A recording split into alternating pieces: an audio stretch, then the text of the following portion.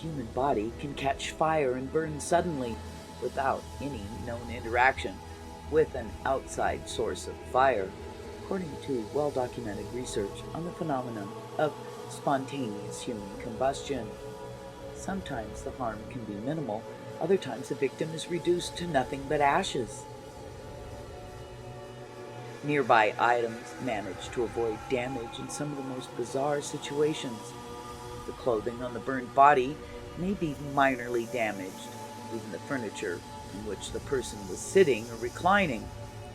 Frequently, even after the remainder of the body is consumed, one foot, one leg, or the tips of a few fingers remain intact.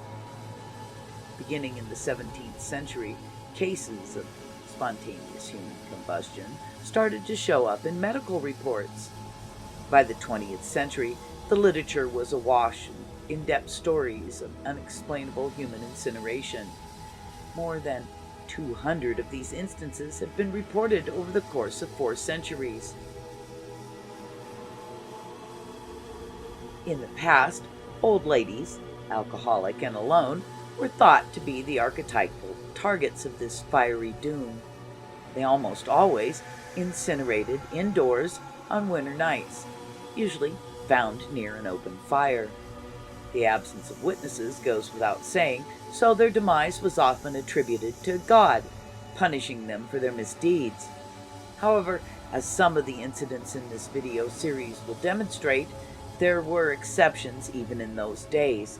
In truth, contemporary investigation into this peculiar phenomenon reveals a pretty equal representation of people among the victims, with ages ranging from infancy to 114 years.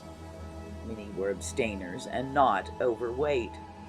Some have caught fire while walking near a fire, while others have started burning while driving or just walking around in areas without any nearby fires. Modern science and medicine deny the theory of spontaneous human combustion, calling the numerous cases of mysterious deaths from burning puzzling or unsolved.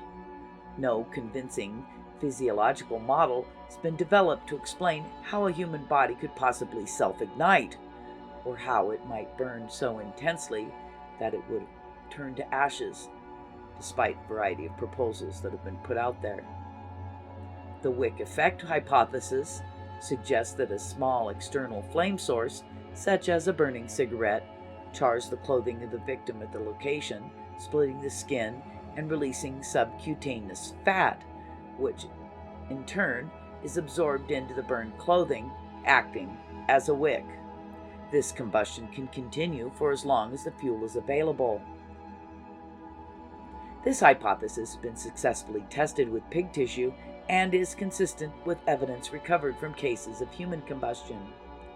In an enclosed area, such as a house, water moisture will recondense nearby, possibly on the windows. The high temperatures, over 3,000 degrees Fahrenheit, offered by a pressurized crematorium, allows for the disintegration of human tissue and bone. And of course, when it comes to explaining unscorched clothing or fully fleshed limb connected to the ashy or burned hands, the inexplicable becomes the bizarre.